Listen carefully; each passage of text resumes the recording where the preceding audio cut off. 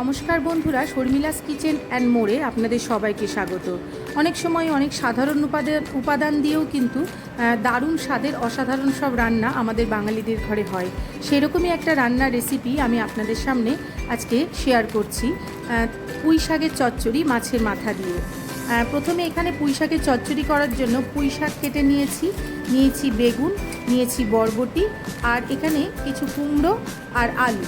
এগুলো সমস্তই আমি এইভাবে এক এক করে কেটে নিয়েছি সমস্ত সবজি।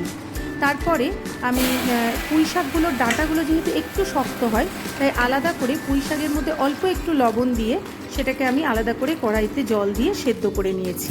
তারপর অন্য একটি কড়াইতে আমি বেগুনগুলো আগে ভেজে নিয়েছি, কারণ বেগুন তো একটু নরম হয়, তাই বেগুন সবার শেষেই আমি তরকারিতে ব্যবহার করেছি।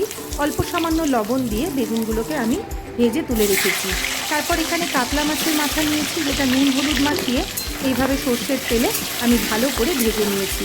আপনারা এখানে রুই মাছের মাথাও নিতে পারেন, আর এখন তো ইলিশ মাছের সময়, আপনারা চাইলে ইলিশ মাছের মাথা দিয়েও পুঁই শাক করতে পারেন। আমি এখানে কাতলা মাছের মাথায় নিয়েছি। এদিকে পুঁই শাকটা একটু ভাপিয়ে নেওয়ার পরে জলটা ঝরিয়ে নিয়েছি, আর ফোড়নে তেজপাতা, 5 ফোড়ন আর 2টো শুকনো লঙ্কা দিয়েছি, আর দিয়েছি একটা কোচানো পেঁয়াজ। এখানে পেঁয়াজ দেওয়াতে কিন্তু এই চচ্চড়িটার স্বাদ দারুণ হয়। এরপরে আলুগুলো দিয়ে এর মধ্যে আমি ভেজে নিয়েছি, কারণ আলু আমি আগে থেকে ভাজিনি। এইভাবে পেঁয়াজের মধ্যে আলুগুলো দিয়ে পেঁয়াজটাও ভাজা হচ্ছে, আলুটাও ভাজা হয়ে যাচ্ছে। দিয়ে দিয়েছি ধনে আর জিরে গুঁড়ো। মশলা কিন্তু বিশেষ কিচ্ছু লাগে না এই চচ্চড়িতে। দিয়ে দিয়েছি কুমড়ো আর বরবটি।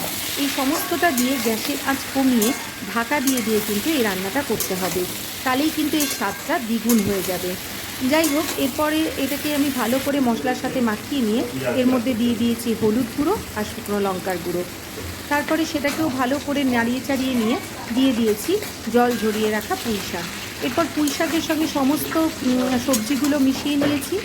আর এই রান্নাটা একটু যদি গ্যাসের আঁচ কমিয়ে দিয়ে একটু ধৈর্য সহকারে করা যায়, তাহলে কিন্তু রান্নাটা বেশ সুস্বাদু হয়ে যায়। আর দিয়ে দিয়েছি মাছের মাথাগুলো, আর এইভাবে ভালো করে মাছের মাথার সঙ্গে সমস্ত পুঁই শাক, কুমড়ো, এই সমস্ত কিছু সবজি ভালো করে মিশিয়ে নিয়েছি। আর এর মধ্যে দিয়ে দেব স্বাদ অনুসারে লবণ, আর একটু চিনি দেব। চিনিটা দিলে লবণ আর চিনির একটা ভারসাম্য রক্ষা হয় আর কি রান্নায়। তারপরে সমস্তটা নাড়িয়ে নিয়ে একটু আর কিছুক্ষণ নাড়িয়ে নিলেই সমস্ত সবজি সেদ্ধ হয়ে যাবে। সবজিগুলো কিন্তু গোটাই থাকবে, কিন্তু এমনি সেদ্ধ হয়ে যাবে। অনেকে সেগুলোকে খুন্তি দিয়ে স্ম্যাশ করে দেন, আমি সেটা করি না। আমার সবজি গোটাই থাকে, কিন্তু সেদ্ধ হয়ে যায় ভেতরে ভেতরে সমস্তটাই। ব্যাস, এবার তৈরি হয়ে গিয়েছে মাছের মাথা দিয়ে দুর্দান্ত স্বাদের পুঁই শাকের চচ্চড়ি।